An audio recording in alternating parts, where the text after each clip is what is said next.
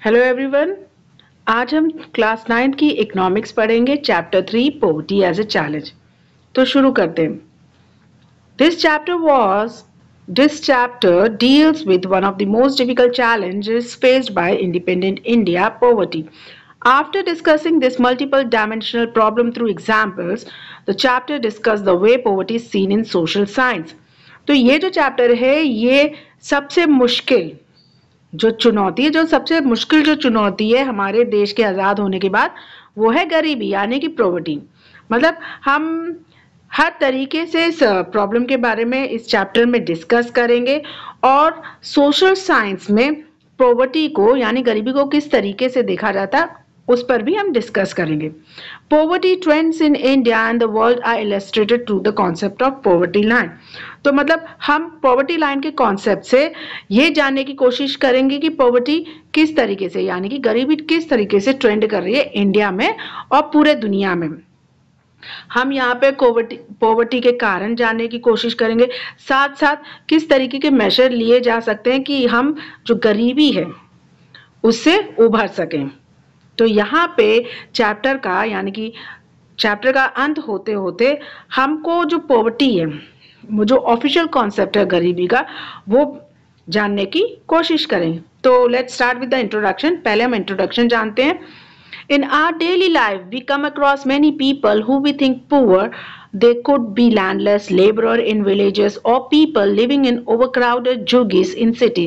तो हम अपनी डेली मर्रा की जिंदगी में कई ऐसे लोगों से मिलते हैं जो कि गरीब होते हैं। ठीक है, ये लैंडलेस लेबरर हो सकते हैं गांव के, या फिर ये ओवरक्राउडेड शहर में जो झुग्गी होती है वहां के रहने वाले लोग होते हैं। ये डेली वेजेस वर्कर भी हो सकते हैं जो कंस्ट्रक्शन साइट में काम करते हैं, या फिर ये चाइल्ड वर्कर्स हो सकते हैं जो कि ढाबे में काम करते हैं। ठीक है, ये भिखारी भी हो सकते हैं। ठीक है, ये वो भिखारी भी हो सकते हैं जो अपना बच्चा अपनी गोद में लिए घूमते हैं। तो अगर हम पॉवर्टी देखें, अगर हम संपूर्ण रूप से पॉवर्टी देखें, तो हर पांचवा जो इंसान है इंडिया में वो गरीब है। ठीक है, हर पांचवा इंसान जो इंडिया में वो गरीब है। तो इसका मतलब ये है कि India has the largest single concentration of poverty in the world. तो अगर ऐसे देखा जाए तो इंडिया कहीं ना कहीं सबसे बड़ा देश है गरीब लोगों को लेकर। ठीक है, अब हम जानने की कोशिश करते हैं कि जो पॉवर्टी है, जो गरीबी है, वो कितनी गंभीर है, वो एक चुनौती के तौर पे कितनी गंभीर हो सकती है। तो यहाँ पे दो तरीके के एग्जाम्पल दिए। एक एग्जाम्पल है अर्बन केस का और दूसरा एग्जाम्पल है रूरल केस का। अर्बन केसेस वो होते हैं जहाँ या हम ये कह सकते हैं शहरी केस का एग्जाम्पल है, और जो दूसरा एग्जाम्पल है वो गांव का एग्जाम्पल। तो पहले शहरी की बात करते हैं। तो जो राम सरन है, ठीक है, वो एक डेली लेबरर है। ठीक है, वो एक व्हीट फ्लोर मिल में एक डेली लेबरर है जो कि झारखंड के रांची शहर में रहता है। ठीक है, और उसकी जो उम्र है वो 33 उम्र है। ठीक, वो डेली 1500 रुपए हर महीने कमाता है। ठीक है, जब उसकी नौकरी लगी थी तो वो हर महीने 1500 रुपए कमाता था। पर ये जो पैसे थे वो उसकी फैमिली को सर्वाइव यानी सस्टेन करने के लिए पूर्ण नहीं होते थे। क्यों? क्योंकि उसकी फैमिली में 6 लोग थे, जिसमें से एक उसकी वाइफ थी और उसके 4 बच्चे थे जो कि 12 से 6 महीने के भीतर थे। अब तो ये कुछ जो पैसा जो बचता था वो अपने जो गरीब माँ बाप थे जो गांव में रहते थे उनको भी भेजता था। और ये जो इसके माँ बाप थे ये कहाँ रहते थे? ये रहते थे रामघर नाम के गांव में। और जो राम सरन है उसके जो फादर थे वो भी लैंडलेस लेबरर थे। तो वो या तो राम सरन पे या तो उसके भाई पे, उसका भाई राम सरन का जो भाई था वो हजारीबाग में रहता था, अपनी जीवनी चलाता था हजारीबाग में। तो इनके जो पापा थे, राम सरन के जो फादर थे, वो उन दोनों पर निर्भर थे। अब राम सरन जहाँ रहता था वो एक 1 रूम रेंटेड हाउस था। ठीक है, एक बस्ती में, सिटी के बाहर ही एक बस्ती थी जहां पे वो रहता था 1 रेंटेड रूम में। ठीक है, तो it's a temporary shack built of bricks, clay, tiles. तो ये जो बिल्डिंग थी वो एक टेम्पररी सैक ब्रिक से, ईंटों से बनी थी और जिनमें क्ले की टाइल लगी थी। जो उसकी वाइफ थी शांता देवी, वो भी एक मेड का काम करती थी, पार्ट टाइम मेड का काम करती थी कुछ कुछ घरों में, और वो लगभग 800 रुपये कमा लेती थी। तो उनकी जो जीवनी चलती थी, ठीक है, वो डेली के दाल चावल पे, मतलब दिन में 2 बार वो दाल चावल खा लेते थे, उसके ज्यादा वो नहीं कर पाते थे कुछ। और जो उनका बड़ा बेटा था, यानी जो एल्डर सन था, वो किसी चाय की दुकान पे हेल्पर का काम करता था, तो वो भी कम से कम 300 रुपये कमा लेता था। और जो उसकी 10 साल की बेटी थी रामचरण की, वो अपने छोटे से भाई का ख्याल रखती थी। तो रामचरण के जो तीनों बच्चे थे, उनमें से कोई भी स्कूल नहीं जाता था, ठीक है, और उनके पास 2 पेयर ऑफ हैंडमेड डाउन कपड़े थे। Now new ones are brought only when the old one become unwearable. तो जो नए कपड़े तभी खरीदे जाते थे रामचरण के घर पे, जब जो पुराने कपड़े थे वो पहनने लायक नहीं रहते थे, ठीक है। और जूता खरीदना तो उनको ये लगता था बड़ा लग्जरी, अमीरों का काम है, ठीक है ना। तो जो सबसे छोटा बच्चा था रामचरण का, वो अंडर नरिश था, यानी कि उसको उतना अच्छा खाना पीना नहीं मिल रहा था, जिसकी वजह से वो अंडर नरिश्ड हो गया। They have no access to health care when they fall ill. तो उनके पास इतना भी पैसा नहीं था कि वो हेल्थ केयर में या हॉस्पिटल में जा सके जब वो बीमार हो जाए। ये तो कहानी होगी रामचरण की। अब हम बात करते हैं रूरल केस की, यानी कि लाखा की। गांव में लाखा एक छोटे से गांव में रहता था, जो कि उत्तर प्रदेश के मेरठ शहर में था ना। उसकी जो फैमिली थी, उसका जो परिवार था, उसके भी पास अपनी कोई जमीन नहीं थी, ठीक है। तो ये क्या करते थे, ये जो बड़े जो फार्मर होते थे, उनकी जमीन पे काम करते थे, छोटे मोटे काम करते थे, ठीक है। और उस समय उनको डेली का 50 रुपया मिल जाता था ना। अब क्या होता था, ये but often it in kind like a few kilogram of wheat, dal और even vegetable for toiling in the farm through the days. तो कभी कभी जरूरी नहीं कि जो लाखा था उसको पैसे ही मिले, कभी कभी लाखा को काइंड के रूप में भी मिलता था। जैसे कि कभी कभी उसको एक कुछ किलो के दाल दे दी, व्हीट दे दी, चावल दे दिए, सब्जी दे दी, कभी कभी उसको पैसे की जगह पे ये सब चीजें मिल जाती थी। तो उसकी जो फैमिली में थे वो 8 लोग थे। अब वो इन सब चीजों पे सरवाइव नहीं कर सकते थे, ठीक है। लाखा लिव इन ए कच्चा हट on the outskirt of the village. तो जो लाखा था वो एक कच्ची झोपड़ी में रहता था, ठीक है। और जो उसकी वाइफ थी, वो पूरे दिन लकड़ी काटने में, लकड़ी को इकट्ठे करने में लगा देती थी। और जो लाखा के फादर थे, यानी कि जो लाखा के पिता थे, वो एक टीबी के पेशेंट थे, जो कि 2 साल पहले ही मेडिकेशन के अभाव में खत्म हो गए ना। अब जो उनकी मदर थी, जो लाखा की जो माँ थी, वो भी टीबी जैसी बीमारी से सफर कर रही थी, और उनकी भी जो जिंदगी थी वो धीरे धीरे मौत की कगार पे जा रही थी। अब विलेज के पास प्राइमरी स्कूल तो था, पर लाखा कभी उस स्कूल में नहीं गया, ठीक है। उसको बचपन से ही 10 साल की उम्र से ही अपने घर के लिए पैसे कमाना शुरू करना था। तो जो नए जो कपड़े मिलते थे वो साल में उसको एक बार मिलते थे। Even soap and oil are a luxury for the family.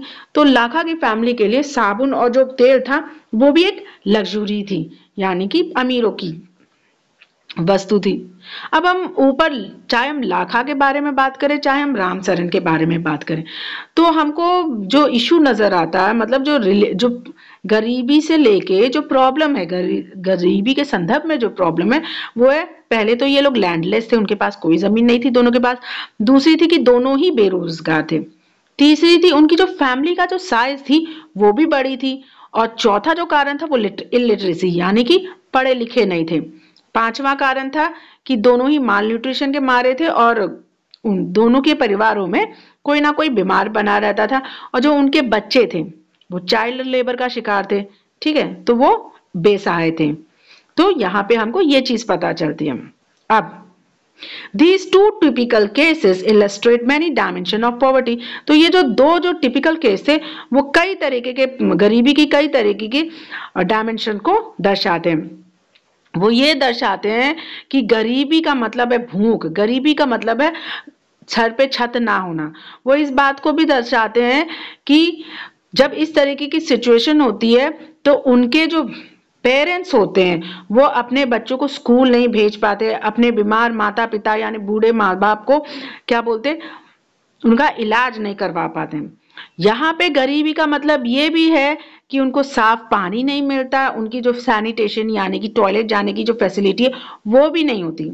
गरीबी का मतलब यहाँ पे ये भी कहा जाता है कि जो उनको रेगुलर जो जॉब मिलती थी वो भी नहीं मिल पाती, ठीक है। So about all it's mean living with a sense of helplessness. अब इतनी सारी जो इनकी मजबूरी थी, कहीं ना कहीं इतने सारे जो सिचुएशन थी उनके सामने, कहीं ना कहीं उनको बेसहाय, उन लोगों को बेसहाय कर रही थी। तो poor people are in situation in which they are ill treated at almost every places, in farm, factory, government office, hospital, railway stations, etc. Obviously nobody would like to live in poverty. तो जो गरीब लोग थे वो हर जगह उनके साथ दुर्व्यवहार होता है, चाहे आप खेतों में बात कर लें, चाहे आप फैक्ट्रियों में बात कर लें, चाहे आप सरकारी ऑफिसेज में बात कर लें, मतलब कहीं भी उनकी इज्जत नहीं होती है। तो जो सबसे बड़ा चैलेंज जो हमारे स्वतंत्र भारत के सामने है वो है कि कैसे इन गरीबों को पॉवर्टी, गरीबी से उभार सके, कैसे इन लोगों को जो गरीबी रेखा के नीचे उनको उभारा जा सके। तो Mahatma Gandhi always insisted that India would be truly independent only when the poorest of its people become free of human suffering. तो महात्मा गांधी ने हर इस बात पे दबाव दिया है कि हमारा भारत तभी पूरी तरीके से स्वतंत्र होगा, आजाद होगा, जब हम जो गरीब लोग हैं, जो गरीबों से भी गरीब लोग हैं, वो क्या बोलते हैं, इंसान के दुर्व्यवहार से फ्री हो सकेंगे, तब हम मानेंगे कि हमारा जो भारत है वो स्वतंत्र है पूर्ण रूप से ना। अब पॉवर्टी, जो गरीबी, वो सोशल साइंटिस्ट किस तरीके से देखते हैं? Since poverty has many facets, social scientists look at it through a variety of indicators. Usually indicator used related to the level of income and consumption. तो मतलब जो सोशल साइंटिस्ट हैं वो जो गरीबी है, मतलब अब गरीबी के कितने फैक्ट्स है, तो जो सोशल साइंटिस्ट है वो गरीबी को कई तरीके के इंडिकेटर के तौर पे देखते हैं। ज्यादातर इंडिकेटर रिलेटेड होता है किस तरीके, किस लेवल ऑफ इनकम को लेकर और क्या कंजप्शन होता है। ज्यादातर हमारी इकोनॉमी को चेक करने के लिए लेवल ऑफ इनकम या कंजप्शन देखा जाता है, लेकिन जो सोशल साइंटिस्ट है वो गरीबी को भी एक इंडिकेटर के तौर पे देखते हैं, ठीक है। But now poverty is looked through other social indicators like illiteracy level. अब जो पॉवर्टी है, जो गरीबी है, वो दूसरे सोशल इंडिकेटर के तौर पे देखी जाती, जैसे कि इलिटरेसी लेवल हो गया, लैक ऑफ जनरल रेसिस्टेंस हो गया जो कि माल न्यूट्रिशन के मारे होता है, lack of access to health care हो गया, जॉब अपॉर्चुनिटी की अभाव में, साफ सुथरा पानी पीने के अभाव में, अच्छी साफ सुथरी सैनिटेशन के अभाव में। ये बहुत सारे ऐसे इंडिकेटर्स हैं जो कहीं ना कहीं हमारी गरीबी को दर्शाते हैं। Now analysis of poverty based on social exclusion and vulnerability is now becoming very common. अब सोशल एक्सक्लूजन क्या होता है? According to this concept, poverty must be seen in terms of poor having to live only in a poor surrounding with other poor people. तो मतलब social exclusion के concept की बात करें तो जो गरीबी है वो इस तौर पे देखी जाती है कि जो गरीब लोग हैं वो गरीबी मतलब ऐसे खराब जगह पे रहते हैं और दूसरे गरीबों के साथ रहते हैं, उनको जो सोशल इक्वालिटी उससे अलग थलग कर दिया जाता है, जो उनसे रहन सहन में कई गुना ज्यादा है वो उनको अलग तरीके से ट्रीट करते हैं। Social exclusion can be both A cause as well as consequences of poverty in the usual sense. तो जो सोशल एक्सक्लूजन है, सोशल एक्सक्लूजन का मतलब होता है समाज से गरीबों को अलग थलग कर देना, गरीबों को गरीबों के साथ रहना। तो कहीं ना कहीं ये जो सोशल एक्सक्लूजन है वो कहीं ना कहीं कारण भी है और उसका गरीबी का कॉन्सिक्वेंसेस भी है कि अगर गरीबी नहीं होती तो सोशल एक्सक्लूजन जैसी कॉन्सेप्ट नहीं होती। Now, broadly, it is a process through which individual or group are excluded from facility. अगर हम broadly बात करें तो ये एक तरीके का ये एक प्रक्रिया है जहां पे एक इंडिविजुअल को यानी ग्रुप ऑफ पीपल्स को कई तरीके की फैसिलिटी से एक्सक्लूड कर दिया जाता है, जैसे कि नौकरी मिलना, एक अच्छी जिंदगी करना, इस तरीके की फैसिलिटी से उनको एक्सक्लूड कर दिया जाता है। और सबसे टिपिकल एग्जांपल है the working of caste system in India, जहां पे लोगों को कास्ट के बेस पे इक्वल अपॉर्चुनिटी यानी बराबरी का मौका नहीं दिया जाता है, जिसकी वजह से सोशल एक्सक्लूजन जैसी कॉन्सेप्ट को जोर मिलता है। अब हम बात करते वल्नरेबिलिटी। नाउ वल्नरेबिलिटी का मतलब क्या होता है? To poverty is a major which describe the greater probability of certain communities और individuals of becoming remaining poor in the upcoming year. Vulnerability का मतलब होता है, अगर vulnerability की बात करें गरीबी को लेकर, तो ये एक तरीके का मेजर है, ये एक तरीके माप का तरीका है जो कि ये बताता है कि फ्यूचर में जो आज गरीब है वो फ्यूचर में भी गरीब ही रहेगा ना। आने वाले सालों में जो पुअर इंसान है वो फ्यूचर में भी गरीब रहेगा। Vulnerability is determined by the option of available to different communities for finding an alternative living in terms of assets, education, health and opportunity. अगर हम vulnerability की बात करें तो vulnerability कहीं ना कहीं कई तरीके के ऑप्शन प्रोवाइड करता है, मतलब अवेलेबिलिटी बढ़ाता है, जो कि रिलेटेड होते एजुकेशन से, हेल्थ से, जॉब अपॉर्चुनिटी से, इन सब से वल्नरेबिलिटी का जो कॉन्सेप्ट है वो रिलेटेड होता है ना। Further, it is analyzed on the basis of greater risk these group face at the time of natural calamities such as earthquake, tsunami, terrorism. Additional analysis made of their social and economic ability to handle these risk. तो now ये vulnerability मतलब vulnerability इस concept को बताता है कि किस तरीके से ये जो गरीब लोग होते हैं कि अगर किसी तरीके का प्राकृतिक आपदा आ जाए तो वो अपने आप को कैसे बचाएंगे। ठीक है, ये चीज भी दर्शाते हैं कि ये इन लोगों की जो एबिलिटी है, जो सोशल या इकोनॉमिक्स एबिलिटी है, इस तरीके को रिस्क को झेलने की, वो कैसे हैंडल करेंगे। Now that is called vulnerability. तो vulnerability describes the greater probability of being poor adversely affected than other people when bad times comes for everybody. तो मतलब वर्नेबिलिटी इस बात को दर्शाता है कि यहाँ पर बहुत ही बड़ा चांस है कि जो गरीब लोग हैं, जब इस तरीके की सुनामी जैसी नेचुरल आपदा आए या फिर किसी और तरीके की प्रॉब्लम आए, तो ये जो गरीब लोग हैं ये कई गुना ज्यादा अफेक्ट होते हैं बाकी लोगों के मुकाबले। ठीक है, जब इस तरीके की सिचुएशन उनके सामने आती है, वो अपने आप को हैंडल करने में मुश्किल हो जाते हैं, उन सिचुएशन को हैंडल करने में उनको बहुत ही दिक्कतों का सामना करना पड़ता है। Let's move on to the poverty line, यानी कि गरीबी रेखा। At the center of discussion on poverty is usually the concept of poverty line. तो अगर हम पॉवर्टी जब डिस्कस करते हैं तो उसका जो सेंटर होता है वो ज्यादातर पॉवर्टी लाइन के इर्द गिर्द घूमता है। A common method used to measure poverty is based on the income. तो जो कॉमन मेथड है गरीबी रेखा को मेजर करने का, या तो वो इनकम होता है या तो वो कंजप्शन लेवल होता है। A person is consider poor if his और हर इनकम और consumption level fall below minimum level. हम एक इंसान को तब गरीब कह सकते हैं या तो उसका इनकम एक मिनिमम लेवल से नीचे हो, या तो उसका कंजप्शन एक मिनिमम लेवल से नीचे हो, तो हम ये कह सकते हैं कि हाँ, ये इंसान गरीबी रेखा के नीचे है। Now what is necessary to satisfy the basic need is different at different time and in different country.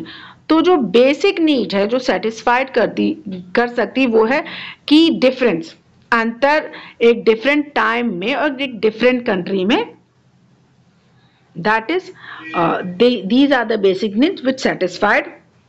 ठीक, नाउ देयरफॉर पॉवर्टी लाइन में vary with time and places. तो इसलिए जो पॉवर्टी लाइन है वो समय के अनुसार, प्लेस के अनुसार अलग अलग होती है। हर कंट्री अपनी एक इमेजिनरी लाइन डिसाइड करता है पॉवर्टी को नापने के लिए, ठीक है ना। That is considered appropriate for its existing level of development and it accepted minimum social norm. For example, जैसे कि अगर कोई पर्सन जिसके पास कार नहीं यूनाइटेड स्टेट में, तो उसको गरीब ही समझा जाएगा, ठीक है।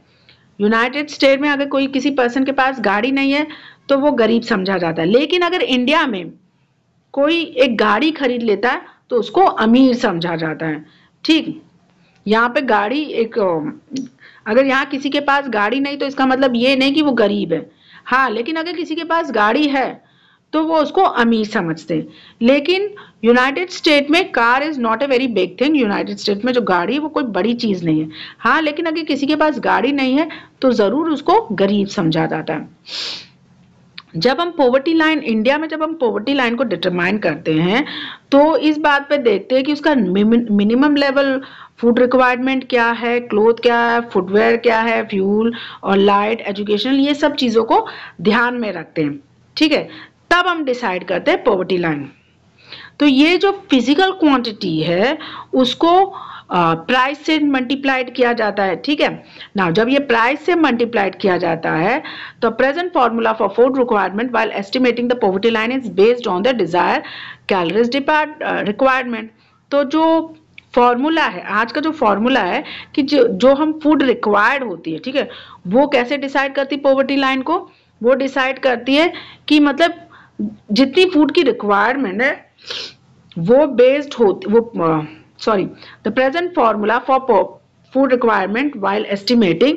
तो जो फॉर्मूला है फूड रिक्वायरमेंट का वो बेस्ड होता है पॉवर्टी लाइन की। पॉवर्टी लाइन यानी कि is poverty line is based on desire. जब हम पॉवर्टी लाइन को कैलकुलेट करते हैं, और पॉवर्टी लाइन कैलकुलेट कैसे होती है, पॉवर्टी लाइन कैलकुलेट होती है कि कितने अमाउंट यानी कितने डिजायर अमाउंट में कैलोरीज कंज्यूम की गई है। जैसे food items such as cereal, pulses, vegetable, milk, oil etcetera, अगर हम इनको together provide these needed calories, तो ये जो चीजें हैं, ये जो रिक्वायर्ड कैलोरीज, अगर इनको एक साथ डाले, क्या चीज, serial, pulses, vegetable, milk, oil, अगर हम सबको, इन सब जो फूड आइटम्स उनको एक साथ डालें तो ये डिसाइड करती कि कितनी कैलोरीज रिक्वायर्ड है। और ये जो कैलोरीज होती हैं ये डिपेंड करती है एज पे, जेंडर पे, किस तरीके का सामने वाला इंसान काम कर रहा है, ठीक है।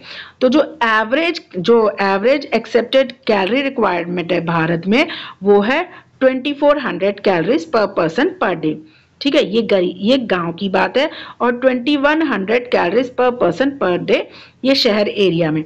और इसी जो कैलोरी रिक्वायरमेंट है, इसी कैलोरी रिक्वायरमेंट के बेस पे इंडिया में गरीबी रेखा को मापा जाता है, मेजर किया जाता है। क्योंकि जो लोग होते हैं जो रूरल एरिया में रहते हैं वो ज़्यादातर फिजिकल वर्क में एंगेज होते हैं, तो उनकी जो कैलोरीज होती है वो ज़्यादा होती है अर्बन एरिया के मुकाबले, ठीक है। और जब हम मॉनिटर एक्सपेंडिचर की बात करते हैं तो monitor expenditure per capita needed for buying these calorie required in terms of food grain.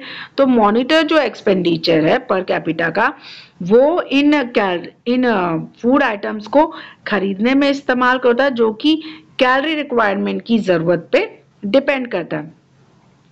Now, on the basis of these calculations for the year 2011-12, the poverty line for a person was fixed at rupees 816 per month. तो अगर हम इस basis पे अगर हम जो ऊपर जो कैलोरी रिक्वायर्ड होती है पर्टिकुलर पर्सन के लिए और उस पे जो पैसा उस रिक्वायर्ड कैलोरी को पूर्ण करने के लिए, फुलफिल करने के लिए जो पैसा है, जो मॉनिटरी एक्सपेंडिचर स्पेंड होती है, उस कैलकुलेशन का बेस करें तो 2011 से 2012 पे जो पॉवर्टी लाइन जो फिक्स्ड हुई थी वो थी 816 पर मंथ, यानी कि रूरल में और 1000 rupees per month urban area में, ठीक है। डिस्पाइट लेस कैलोरी रिक्वायरमेंट, मतलब कम कैलोरी रिक्वायरमेंट के बाद भी जो higher amount for urban area has been fixed because of price of many essential product in urban centre. तो मतलब शहर में तो कम कैलोरी की ज़रूरत होती है, लेकिन उसके बाद भी जो कैलोरी का जो प्राइस है वो हाई है। वो इसलिए डिपेंड करता है क्योंकि जो एसेंशियल प्रोडक्ट्स होते हैं अर्बन एरिया में उनका प्राइस हाई होता है। ठीक है, तो इस तरीके से 2011-12 में अगर एक फैमिली जिसके 5 मेंबर हैं जो कि गांव में रह रही है, अगर वो 4080 रुपए से कम कमाती है हर महीने, तो वो गरीबी रेखा के नीचे है। और इसी तरीके से अगर शहरी फैमिली जिसकी रिक्वायरमेंट 5000 पर मंथ होनी चाहिए, वो अगर पूरी नहीं होती है तो वो भी गरीबी रेखा से नीचे आ जाता है।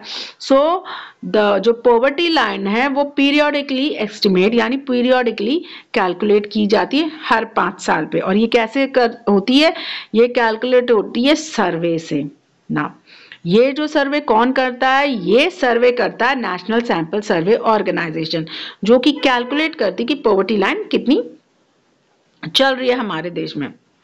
लेकिन जब कंपैरिजन होता है डेवलपिंग कंट्री का, तो कई जो इंटरनेशनल ऑर्गेनाइजेशन है जैसे वर्ल्ड बैंक है, उन्होंने एक यूनिफॉर्म स्टैंडर्ड सेट करके रखा पॉवर्टी लाइन का, यानी कि मिनिमम डेली रिक्वायरमेंट है पर डे पर पर्सन की, वो है $1.90। ये 2011 की बात है। ठीक है ना। पॉवर्टी एस्टिमेशन ना, अगर हम 3.1 टेबल देखें तो यहाँ पर दिया गया है कि जो पॉवर्टी रेशियो है इंडिया में वो लगभग 45% नीचे गिर गया 1993-94 से 237.2 पर परसेंट इन 2004-5।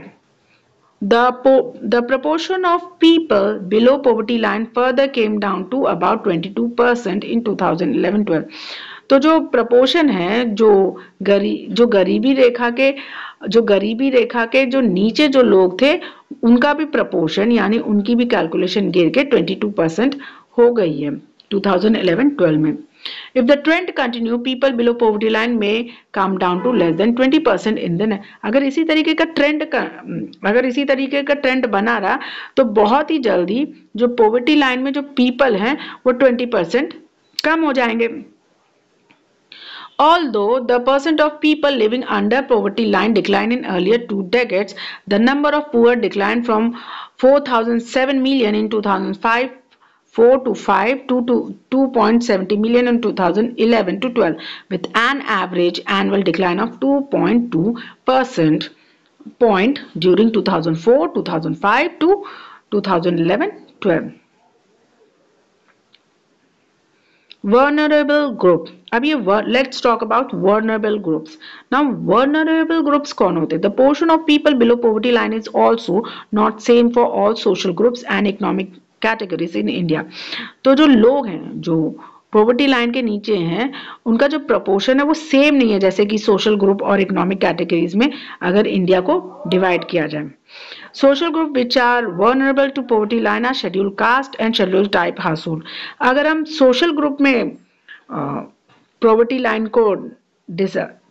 लाइन देखें, लोगों को देखें तो वो लोग सोशल ग्रुप में पॉवर्टी लाइन के नीचे आते हैं, वो लोग वल्नरेबल ग्रुप कहलाते हैं जो कि शेड्यूल कास्ट या शेड्यूल ट्राइब्स से बिलोंग करते हैं।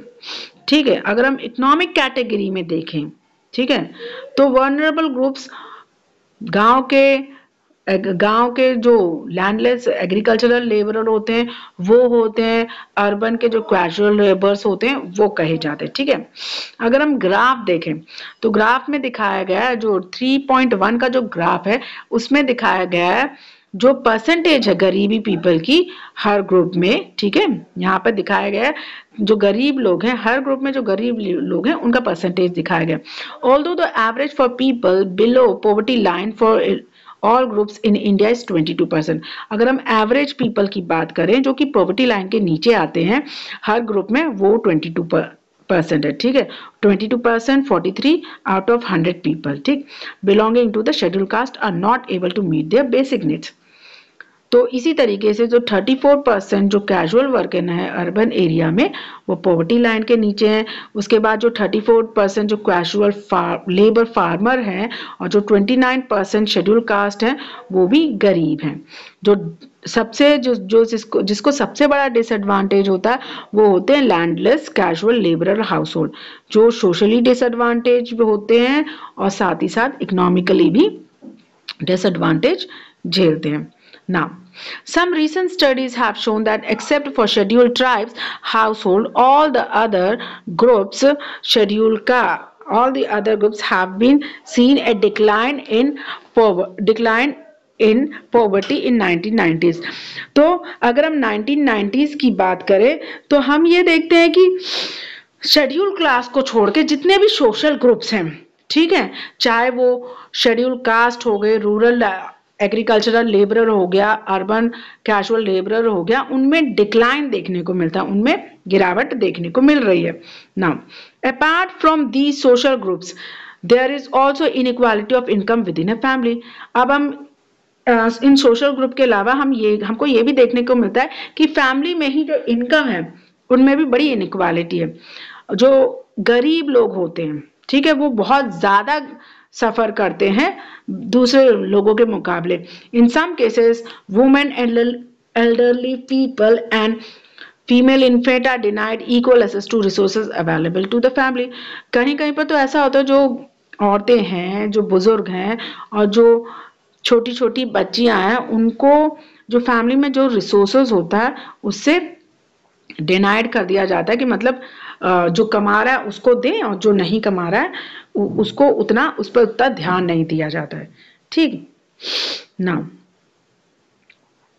इंटरस्टेट डिस्पैरिटी यानी कि स्टेटों के बीच में अंतर. Poverty in India also has another aspect और डायमेंशन. तो जो पॉवर्टी है, जो गरीबी है हमारे बात की, उसका एक और एस्पेक्ट है, वो है the proportion of poor people is not the same in every state. तो इसका मतलब जो गरीब लोग हैं वो हर स्टेट में सेम नहीं है, उनका जो रेट है, उनका जो प्रपोर्शन है हर स्टेट में सेम नहीं है. ठीक है. Although state level poverty has witnessed a secular decline from the level of early stage. जो ये अलग बात है कि जो स्टेट लेवल की जो गरीबी है उसमें बहुत ही ज्यादा गिरावट देखने को मिली है, लेकिन जो रीसेंट कैलकुलेशन की बात करें तो वहां पे ये बताया गया है कि जो all head India count ratio है वहां पे 21.9% 2011 और 12 में था. स्टेट हैं जैसे कि Madhya Pradesh, Assam, Uttar Pradesh, Bihar, Orissa have all India poverty level. As a graph 3.2 shows Bihar and Odisha continue to be the poorest state with the poverty ratio of 33.7 and 32.6% respectively. अगर हम ग्राफ की बात करें तो जो बिहार और उड़ीसा है वो अभी भी दो ऐसे पुअरेस्ट स्टेट हैं जिनकी जो पॉवर्टी रेशियो है वो 33.7 से लेकर 32.6 की है. ठीक है. इसके साथ जो रूरल पॉवर्टी है, मतलब रूरल पॉवर्टी के साथ साथ जो अर्बन गरीबी है उसमें उड़ीसा, मध्य प्रदेश, बिहार और उत्तर प्रदेश टॉप पे चल रहे हैं, यानी कि यहाँ पे शहरी गरीबी भी हाई पे चल रही है. ठीक है. अगर हम कंपेयर करें, there has been significant decline in poverty. अगर हम कंपेयर करें तो यहाँ पे केरला, मध्य प्रदेश, आंध्र प्रदेश, तमिलनाडु, गुजरात, वेस्ट बंगाल ऐसे स्टेट हैं जहाँ पे गरीबी में गिरावट आई है. लेकिन जैसे पंजाब, हरियाणा, ये जो ट्रेडिशनल स्टेट हैं जहाँ पे जो गरीबी है वो एग्रीकल्चर में हाई ग्रोथ की वजह से गिरी है. ठीक है. Kerala has forced more on human resources development. तो केरला ने क्या किया? केरला ने ह्यूमन रिसोर्सेज डेवलपमेंट में दबाव डाला. वेस्ट बंगाल ने लैंड रिफॉर्म मेजर्स के जरिए पॉवर्टी को कम किया. आंध्र प्रदेश और तमिलनाडु ने जो public distribution of food grain है यानी कि राशन का जो सिस्टम है उसको इम्प्रूव करके अपनी पॉवर्टी में गिरावट करी है. अब हम बात करते हैं ग्लोबल पॉवर्टी सिनेरियो के बारे में. Proportion of people in different countries living in extreme economic poverty defined by the World Bank as living on less than 1.9% day has fallen from 36% in 1990 to 10% in 2015.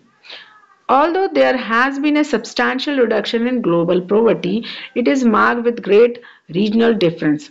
मतलब अगर हम proportion की बात करें, ठीक है, वर्ल्ड बैंक ने जो डिफाइन किया था पॉवर्टी लाइन को कि मतलब 1.90 डॉलर पर डे के नीचे अगर कोई आदमी कमाता है तो वो गरीबी रेखा के नीचे है, ठीक है।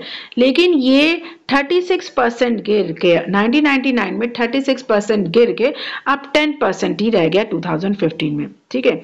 ये अलग बात है कि अगर दुनिया भर की बात करें तो गरीबी, जो गरीब लोग हैं उनमें गिरावट आई है, पर ये भी बात है कि ये इसका सबसे बड़ा कारण है रीजनल डिफरेंस का। जैसे कि अगर हम चाइना और साउथ एशियन की बात करें तो चाइना और साउथ एशियन में गरीबी गिरी है, ये रिजल्ट है वहाँ की इकोनॉमिक ग्रोथ का, मासिव इन्वेस्टमेंट की, मतलब उन्होंने बहुत बड़ा इन्वेस्टमेंट किया ह्यूमन रिसोर्सेज डेवलपमेंट में। तो जो चाइना, जो पुअर हैं चाइना में, वो 38.3 से गिर के 14.7% हो गए 2008 में, और उससे भी ज़्यादा करके 0.6% हो गए 2019 में। अगर हम साउथ एशिया की कंट्रियों के बारे में बात करें, जैसे कि इंडिया, पाकिस्तान, श्रीलंका, नेपाल, बांग्लादेश, भूटान में, तो यहाँ पर भी जो गरीबी रेखा में जो लोग आए वो भी उसी बड़ा तेजी से गिरे हैं। 34% 2005 में 34% गरीबी रेखा के नीचे लोग रहते थे, वो गिर के 15.2% रह गए 2014 में। अब इस डिक्लाइन के साथ ही जो इस तरीके की जो गिरावट है गरीबों की, उनके नंबर भी, जो गरीब लोग हैं, जो नंबर ऑफ जो गरीब लोग हैं वो भी गिरे हैं बहुत ही सिग्निफिकेंटली। जैसे कि पहले थे 510.4 मिलियन लोग 2005 में, वो गिर के 274.5 मिलियन लोग रह गए हैं 2030 में। अब ये जो डिफरेंस है, because of different poverty line definition, poverty in India is also higher than the national estimation.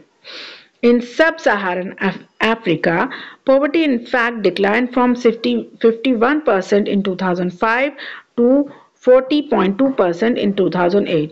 अगर हम सब सहारा अफ्रीकन की बात करें तो वहां पे जो गरीबी है 2005 में 50% से गिर के 40.2% रह गई 2018 में। अगर हम लैटिन अमेरिका की बात करें तो जो रेशियो है पॉवर्टी का वो 10% 2005 से गिर के 4% 2018 पे रह गया।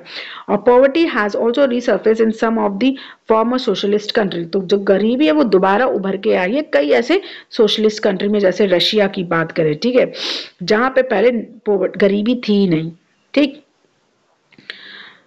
The portion of people living under poverty in different countries as defined by the International Poverty Line, the new substantial development goals of United Nations progress ending poverty of all types by 2030. As you can see here, आप ये यहाँ पर 3.2 का table देख सकते हैं जहाँ पर हेड काउंट रेशियो हुआ पॉवर्टी का, ठीक है। नाइजीरिया 39.4 था, 1 था 2018 में। सेकंड नंबर पे बांग्लादेश है, किस तरीके से पॉवर्टी डिक्लाइन हुए। थर्ड नंबर पे इंडिया है, उसके बाद पाकिस्तान, चाइना, ब्राज़ील, इंडोनेशिया इनको फॉलो करते हुए आए हैं। Now let's move on to the next topic, कारक। क्या क्या कारण है गरीबी के। There were a number of causes for widespread poverty in India. यहाँ पे सबसे बहुत सारे कारण हैं जिस वजह से गरीबी भारत में फैली है। जो सबसे ऐतिहासिक कारण है वो है हमारा जो इकोनॉमिक डेवलपमेंट है, जो ब्रिटिश कॉलोनी के अंतर्गत आता था उस टाइम पे, वो ही बहुत धीमे से हुआ है। जो हमारा इकोनॉमिक डेवलपमेंट बड़े ही धीमे से हुआ।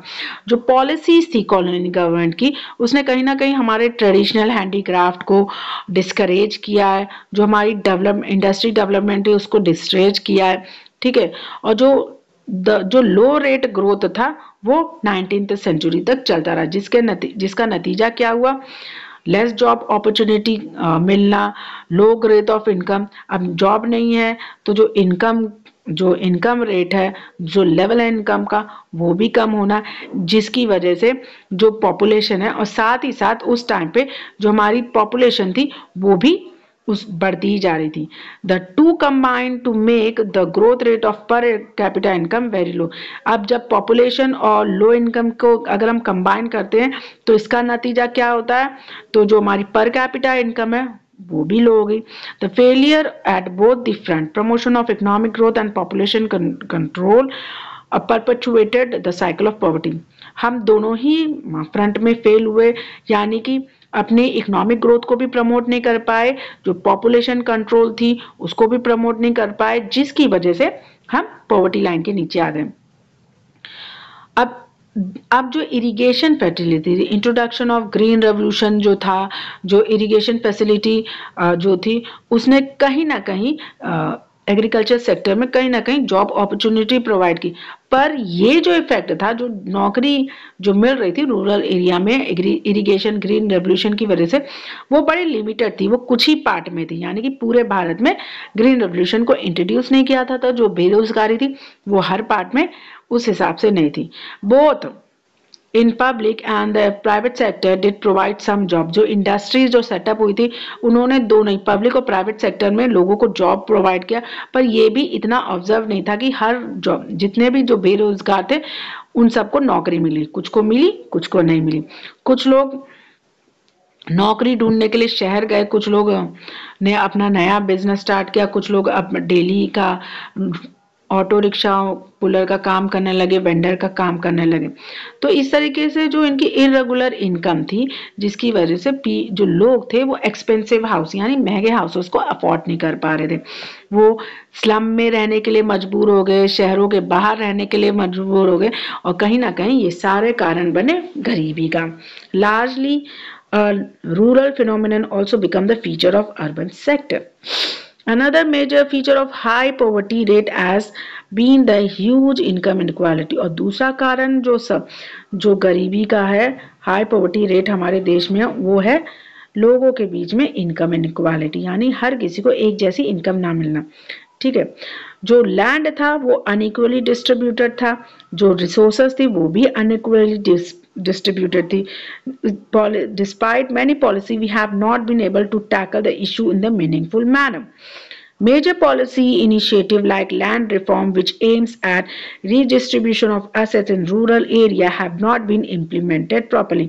कई तरीके की जो पॉलिसीज थी, जिन्होंने कई तरीके की जो इनिशिएटिव पॉलिसी थी लैंड रिफॉर्म को लेकर, उसको प्रॉपरली इम्प्लीमेंट नहीं किया गया, जिसकी वजह से कहीं ना कहीं जो लैंड डिस्ट्रीब्यूशन था लोगों के बीच में वो इनइक्वल हो गया। एज ए रिजल्ट जो इनकम इक्वालिटी वो भी परसिस्ट कर गई। Now, since lack of land resources has been one of the major causes of poverty in India, proper implementation of policy could have improved the life of millions of rural people. मतलब जो policy थी land resources को properly implement करने की, कहीं ना कहीं अगर वो प्रॉपरली इंप्लीमेंट होती, ये पॉलिसी को प्रॉपरली इंप्लीमेंट किया जाता, तो कहीं ना कहीं हमारे जो कई लोग हैं, मिलियन जो लोग हैं जो रूरल एरिया में रहते हैं, उनकी लाइफ में थोड़ा तो सुधार होता। इसके अलावा कई सोशो कल्चर और इकोनॉमिक कारण थे जो कि गरीबी का कारण बने, जैसे कि कई लोग थे सोशल ऑब्लिगेशन और रिलीजन की वजह से, मतलब स्पेंडिंग बहुत ज़्यादा हो जाती है, including the very poor spend lot of money. Social obligation की वजह से रिलीजन सेरेमनी में जो पैसा होता है वो बहुत ज़्यादा वेस्ट होता है, गरीब भी वेस्ट करते हैं, कहीं ना कहीं ये कारण मिला। जो गरीब फार्मर थे उनको पैसों की ज़रूरत पड़ती थी एग्रीकल्चरल इनपुट खरीदने के लिए, जैसे कि बीज हो गए, फर्टिलाइजर हो गए, पेस्टिसाइड। तो सिंस वो पुअर लोग थे तो वो सेव बहुत कम कर पाते थे। अब वो अपना जितना भी कमाते थे वो अपने खेती बाड़ी में लगाते थे, तो उनके पास सेविंग नहीं रहती थी, और जिसकी वजह से तो वो मजबूर होते थे बोरो करने के लिए। ठीक, एज ए रिजल्ट जब वो उधार लेते थे, जब वो उसको पे नहीं कर पाते थे, तो वो हो जाते थे ऋण का कारण, कर्जदार हो जाते थे, और जिसकी वजह से वो पूरी जिंदगी कर्ज चुकाते चुकाते गरीबी रेखा के नीचे आ जाते थे। Now what are the major, anti poverty measure. तो हमारे देश का जो हमारे इंडियन डेवलपमेंट की जो सबसे बड़ी स्ट्रैटेजी में जो सबसे मेजर ऑब्जेक्टिव है वो है गरीबी को हटाना। ठीक है, the current anti poverty strategy of the government is based on broadly two plank. पहला इकोनॉमिक ग्रोथ को प्रमोट करना, दूसरा एंटी पॉवर्टी प्रोग्राम को टारगेट बनाना. Over a period of 30 years lasting up to early 18 there were little per capita income growth and not much reduction in poverty. अगर हम पिछले 30 सालों की बात करें तो हम देखते हैं कि हमारा जो पर कैपिटा इनकम है जो वो थोड़ा बहुत बढ़ा है, लेकिन जो गरीबी है वो उतनी नहीं घटी है. ठीक है, अगर हम ऑफिशियल पॉवर्टी एस्टिमेशन की बात करें तो लगभग 45 जो परसेंट 1915 में था, 15 में जो 45 जो परसेंट पॉवर्टी थी वो आज भी बरकरार है. ठीक है. Since the 80s, India program growth has been one of the fastest in the world. 18 के बाद जो इंडियन ग्रोथ प्रोग्राम था वो पूरी दुनिया में फास्टेस्ट था. ठीक है, तो जो ग्रोथ रेट थी वो एवरेज 3.5% से जंप करके 6% 1980s में आई और उसके बाद 1990s में. तो जो हायर ग्रोथ ने कहीं ना कहीं मदद की गरीबी को रिड्यूस करने में. It is become clear that there is a strong link between growth and poverty reduction. ये इस बात से ये चीज साफ जाहिर होगी, यहाँ पे कहीं ना कहीं कनेक्शन है इकोनॉमिक ग्रोथ का और पॉवर्टी रिडक्शन को लेकर.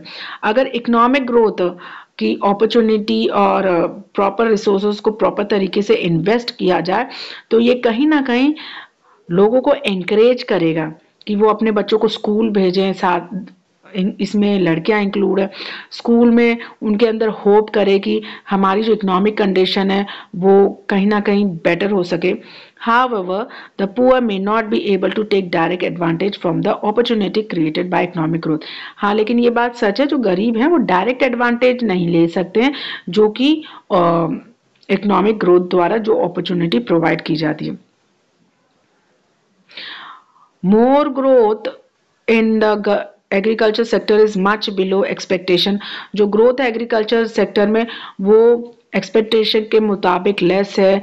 There has a direct bearing of poverty as a large number of poor people live in village and are dependent on agriculture. तो यहाँ पे डायरेक्ट अभाव पड़ता है गरीबों पे, क्योंकि जो सबसे ज़्यादा लोग हैं वो गरीब है. गांव में जो सबसे ज़्यादा लोग होते हैं वो गरीब होते हैं और वो खेती बाड़ी पर ही निर्भर होते हैं. और इस तरीके के सर्कमस्टांसेस की वजह से there is a clear need for targeted anti poverty line. तो इस तरीके के सर्कमस्टांसेस की वजह से हमको ज़रूरत है कि हम एक proper anti poverty programme introduce करें. Although there are so many schemes which are formulated to affect poverty directly or indirectly, some of them are worth mentioning. यहाँ पे कई तरीके के प्रोग्राम को इंट्रोड्यूस भी किया है पॉवर्टी लाइन रिड्यूस करने के लिए. उनमें से सबसे बड़ा है महात्मा गांधी नारेगा, यानी Mahatma Gandhi national rural employment guarantee 2000 M. इसका सबसे बड़ा एम क्या था? लगभग हर हाउस होल्ड से किसी एक इंसान को 100 दिन की रोजगारी देना. ठीक है. Now it also aim at sustainable development to address the causes of drought, deforestation and soil erosion. 1/3 of proposed job have been reserved for women. तो जो नारेगा है उसमें 1/3 जो जॉब है वो वुमेन्स के लिए रिजर्व्ड है. ये जो स्कीम है उसने लगभग 220 करोड़ लोगों को हर दिन बेरोजगार दिया है to 4.78 crore household.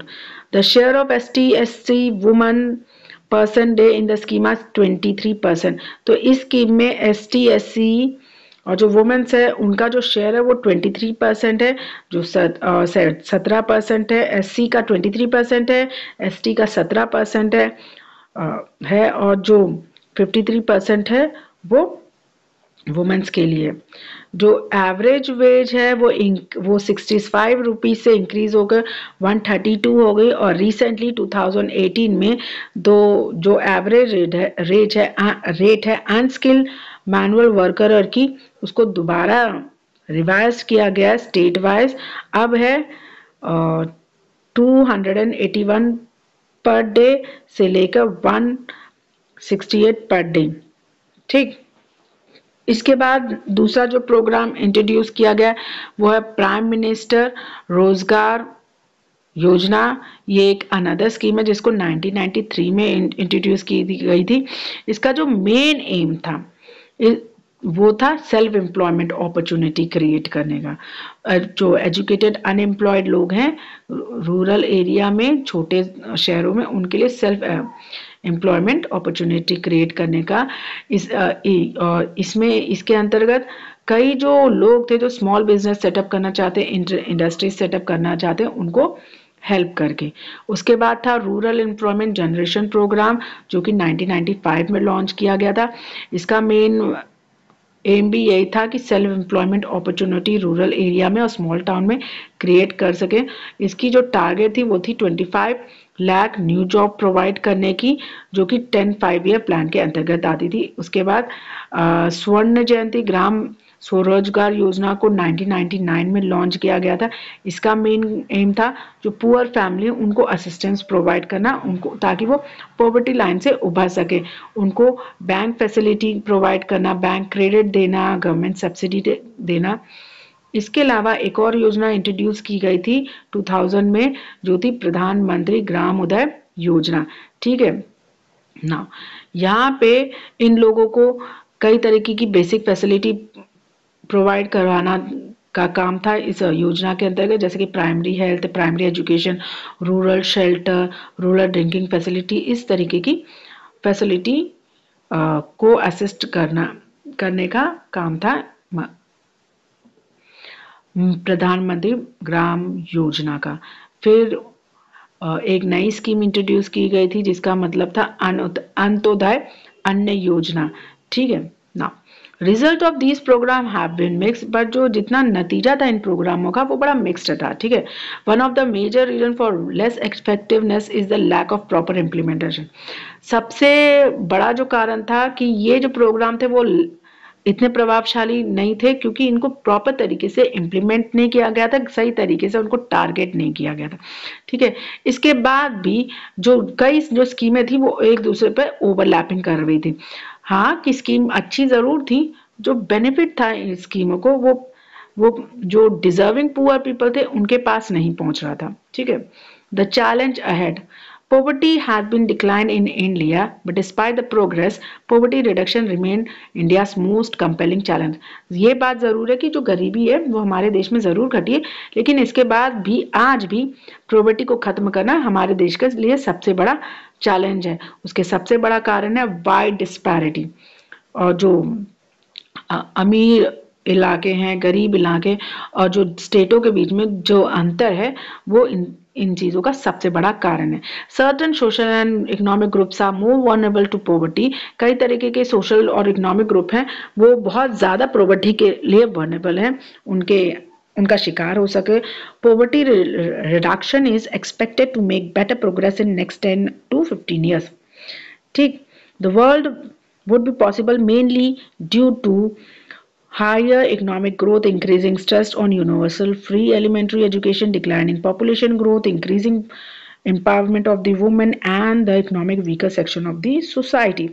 तो ये पॉसिबल तभी हो सकता है जब हम हायर इकोनॉमिक ग्रोथ प्रोवाइड करें, जो स्ट्रेस है यूनिवर्सल फ्री एजुकेशन पे बहुत ज़्यादा दबाव डालें, जो पॉपुलेशन रिडक्शन है उस पर उसके ज़रिए एजुकेट करें, वुमेन को एम्पावरमेंट प्रोवाइड करें, वीकर सेक्शन के लिए स्कीम्स तैयार करें। तो ओरिजिनल जो डेफिनेशन है तो इस अभाव में जो ऑफिशियल डेफिनेशन है पॉवर्टी की वो है capturing only limited part of what poverty really means to people, it about a minimum substance level of rather than a reasonable level of living. Many scholars advocate that we must broaden the concept into human poverty. तो कई scholar इस बात को advocate करते हैं कि हमें जो कॉन्सेप्ट है पॉवर्टी का उसको ब्रॉडन कर देना चाहिए ह्यूमन पॉवर्टी में। ठीक है, जो लार्ज नंबर हैं वो अपने आप को फीड कर सकें, but they do not have education or shelter or healthcare or job opportunity or self-confidence. Are they free from caste and class? Gender discrimination, क्या ये लोग अपने आप को कास्ट या जेंडर डिस्क्रिमिनेशन से फ्री कर पाए हैं? Is the practice of child labour is still common, क्या जो चाइल्ड लेबर की जो प्रैक्टिस है वो आज भी कॉमन है? World wide experience shows that the development, the definition of what constitutes poverty are also challenged. तो वर्ल्ड वाइड जो एक्सपीरियंस है वो ये जता रहा है कि जो डेफिनेशन है पॉवर्टी का वो बदल चुका है। Eradication of poverty is always moving target, जो इरेडिकेशन यानी गरीबी हटाओ जो नारा है वो आज भी मूविंग है. मतलब hopefully we will able to provide the minimum necessary in terms of only income to all people by the end of the next decade. मतलब इस बात की उम्मीद कर रहे हैं कि हम कम से कम जो लोग हैं उनको मिनिमम नेसेसरी इनकम प्रोवाइड कर सके नेक्स्ट डेकेड तक. But the large target will move on for many of the bigger challenges, and that still remains providing healthcare, education, and job security for all, and achieving gender equality, dignity for the people. These will be even bigger tasks. Here we end this chapter. See you in my next class.